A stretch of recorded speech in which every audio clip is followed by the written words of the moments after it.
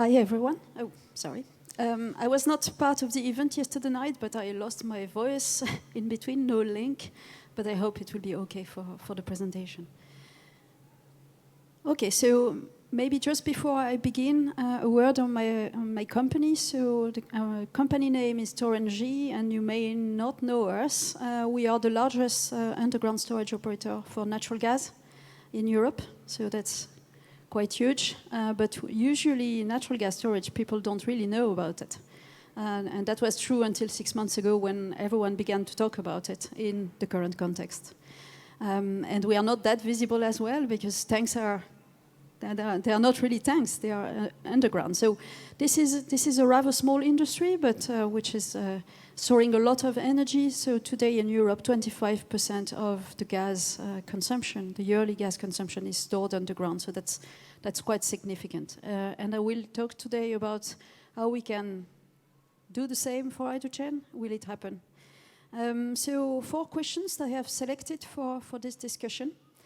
So the first one is really, why do we need large-scale storage? And because it is very expensive, that's a good question that we, of course, need to answer.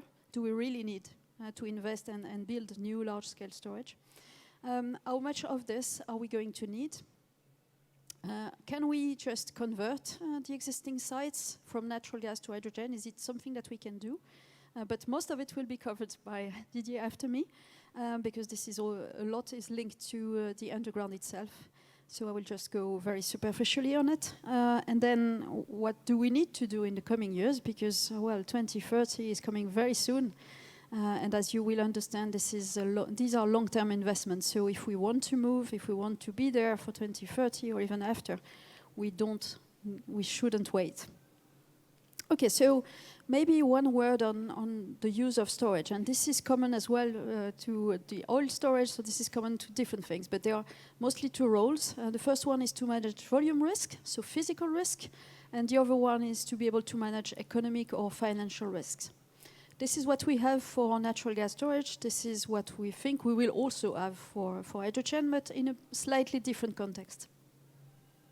Yeah, and maybe before I go on, so I will be talking about 100%, so pure hydrogen, no blending. That could be coming in the discussion, but I will really focus on pure hydrogen. And I'm focusing on storing it in similar reservoirs and natural gas, so this is under a gas form, so this is not liquid. So 100% completely pure hydrogen, can be green, blue, whatever, but it's pure hydrogen and on a gas form.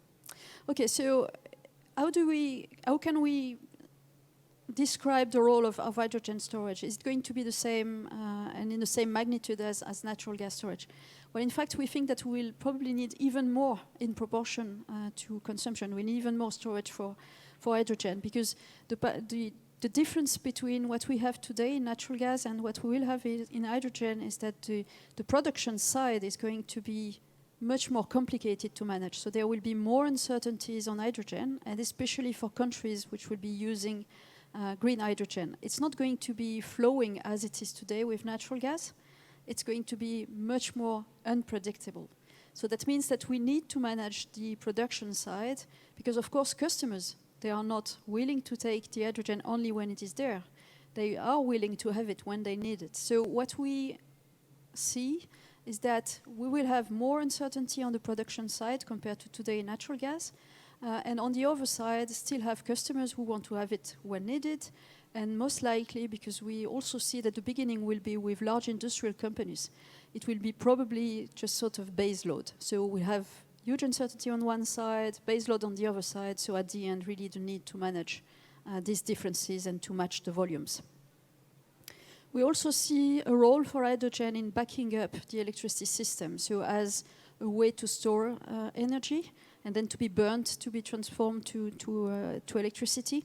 And this will also mean that there would be a lot of unpredictable on the demand side as well. So if you put all of this together, we are convinced that we'll need, in fact, hydrogen storage in different quantities and different forms. I will come back on it. But we will need it as much as we, in fact, need it for natural gas. And then there's the economic and financial role. So today, of course, natural gas is used a lot, and natural gas storage is used a lot to manage positions. because we have a liquid market and people are trading options on storage. Of course, at one point it will also be the case for hydrogen, maybe not initially, because initially there will probably be no market. It will just be no market as we see it today, no liquid, nothing like this. But of course, at one point, it will be important to have storage to be able to manage the economic uncertainty, the volatility of prices. So that's going also to be a source of revenue for storage customers, but also something very important to make this whole system work. And what is important is, of course, when we are talking about storage, we need to remember that we have different needs. It's sometimes the matching of volumes will be very short term, so during the day, between some hours. It can be also between days, so weekend work days, that's a typical pattern where we need to store energy.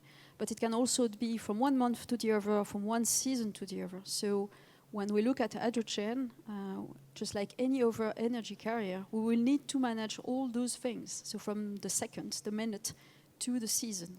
And this is also why at one point we'll probably need to have different ways to store this energy.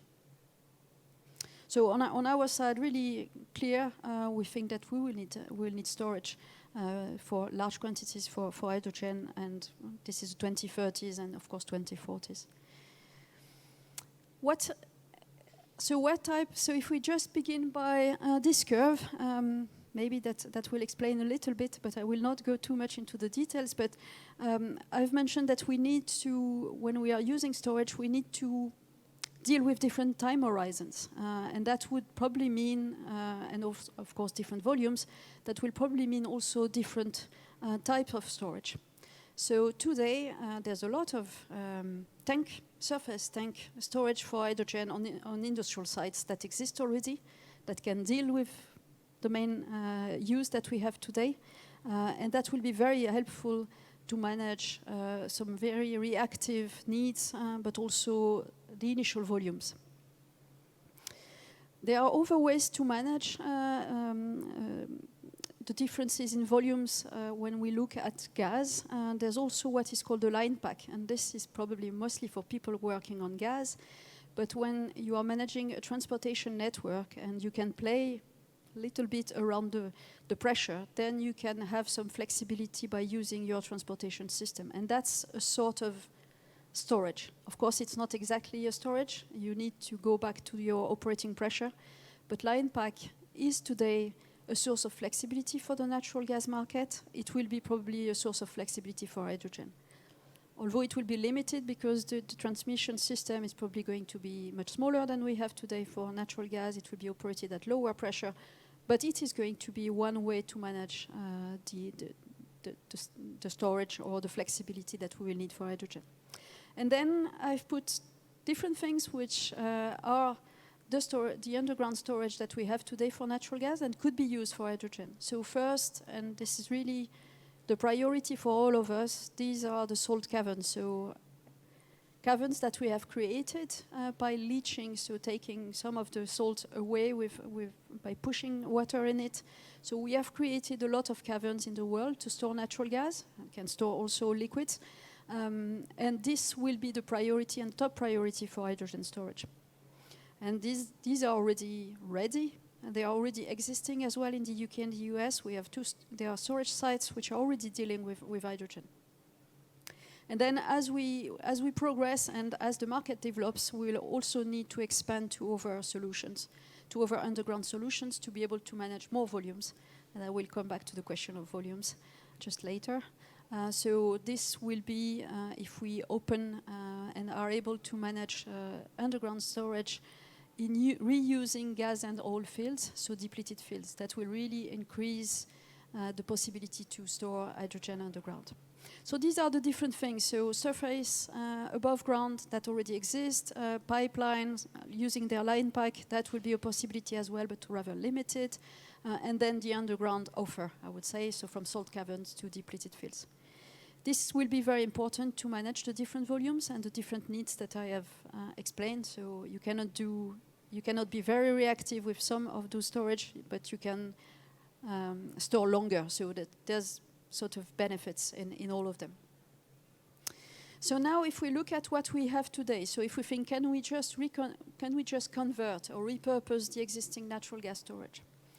I have put a pie chart, and this pie chart is showing Europe, so EU 27 plus the UK, and that shows the split in technologies. And just to make it short, around 2/3 of the technologies is using oil and gas fields, depleted fields, where I've said that there's a question mark for hydrogen, so it's important that we work on that.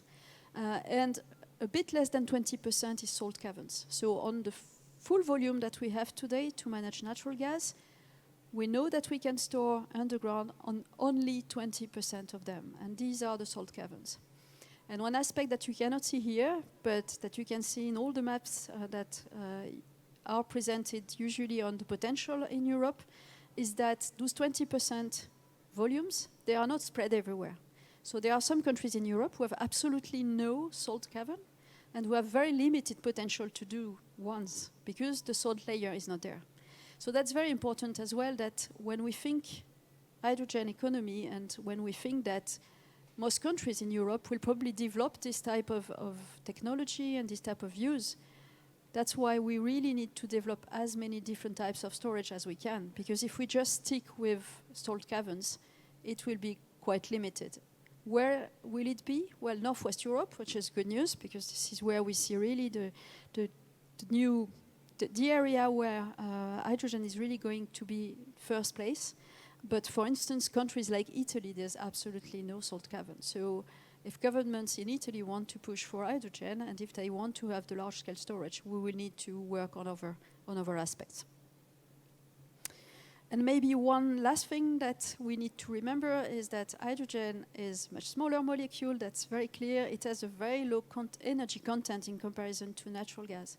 So for the same tank, so for the same underground reservoir in volume, we'll be able to store only 1/3 to 1/4 of what we are storing today in terms of energy compared to natural gas. So that means as well that we are addressing only, if we were to convert only the existing salt caverns, it's only roughly 20% of the existing volumes today for natural gas, but it can also store only 1/3 of what is storing today.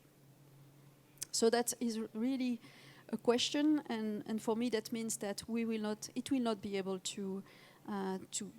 not be sufficient, to convert only the existing storage, and we'll probably have to go for new storage.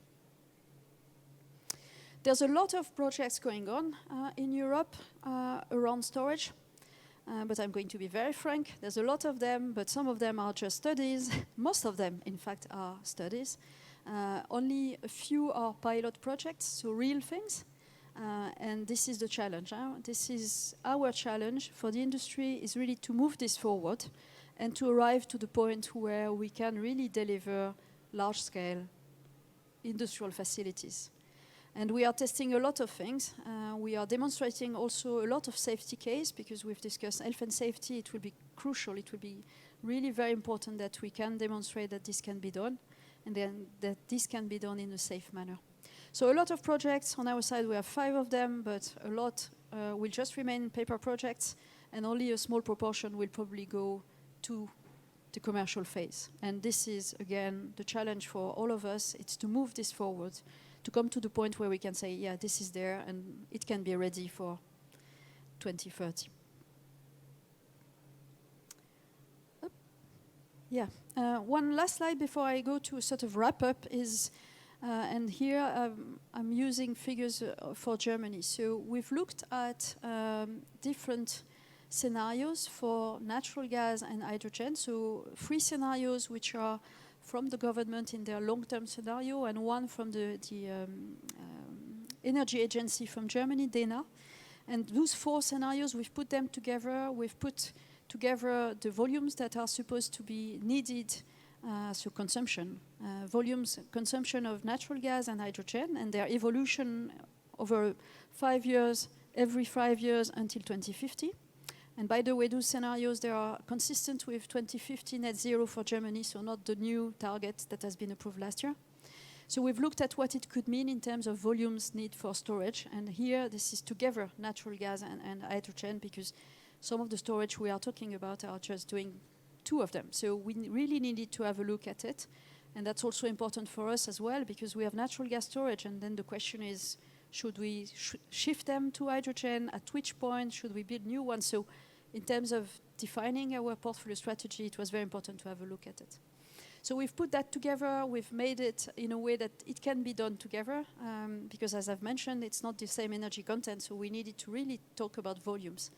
And then we've looked at what those think tanks and scenarios were showing in terms of needs for storage volumes. And this is the bars. The bars are different scenarios showing the needs in volumes, storage volumes.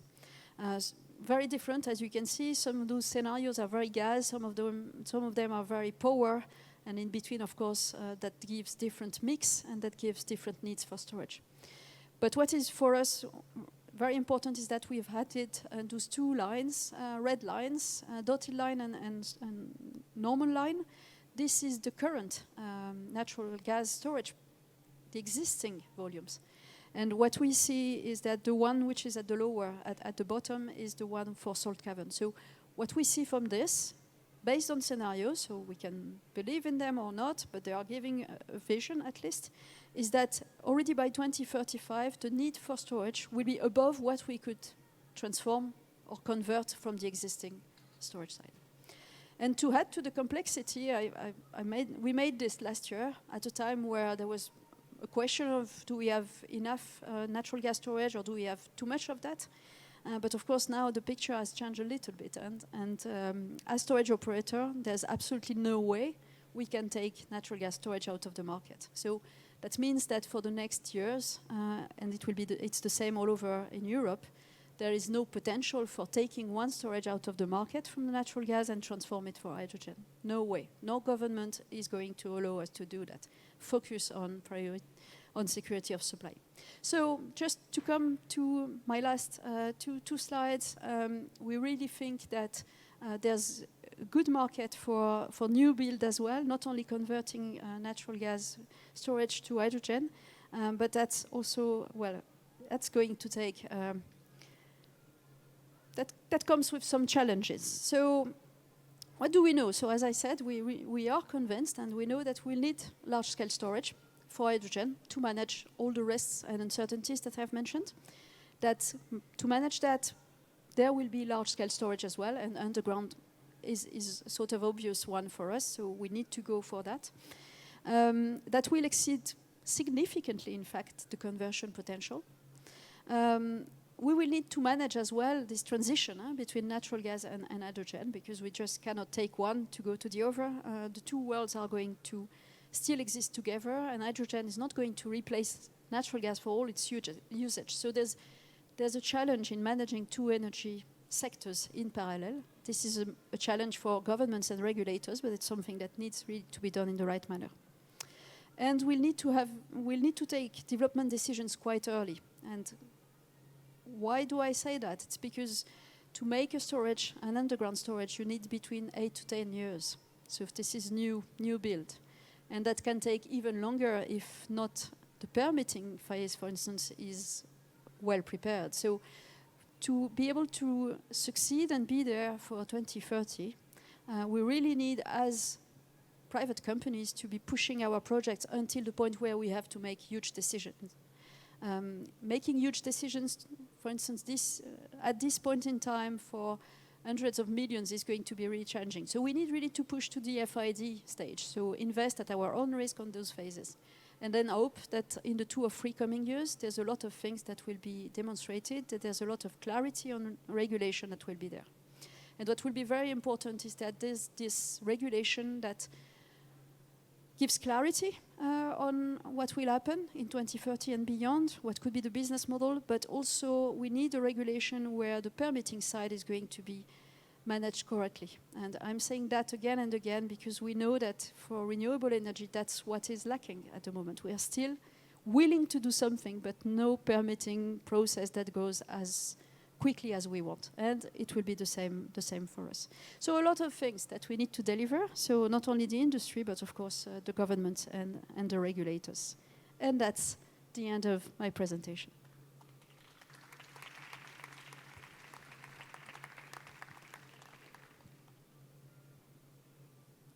Many thanks, Catherine.